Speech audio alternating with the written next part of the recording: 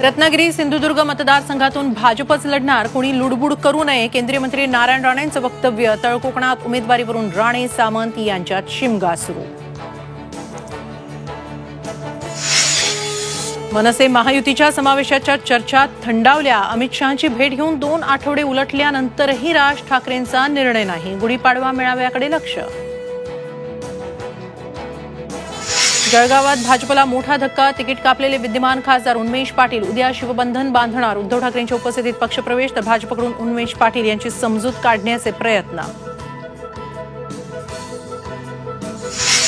खासदार हेमंत गोडसे आणि हेमंत पाटील वर्षावर दाखल. नाशिकमध्ये भुजबळांच्या उमेदवारीच्या चर्चेमुळे हेमंत गोडसे आक्रमक, तर उमेदवारी टिकवण्यासाठी हेमंत पाटलांची मुख्यमंत्र्यांशी चर्चा.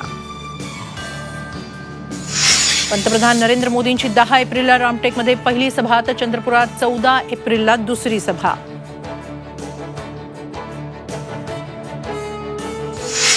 आणि मीरा भाईंदरवर रहिवाशांकडून लगान वसुली. खासगी भूमाफिया कंपनीकडून नागरिकांची लूट. स्वतंत्र भारतातील ईस्ट इंडिया कंपनीचा कारनामा सांगणारा DNA रिपोर्ट झी 24 तासवर.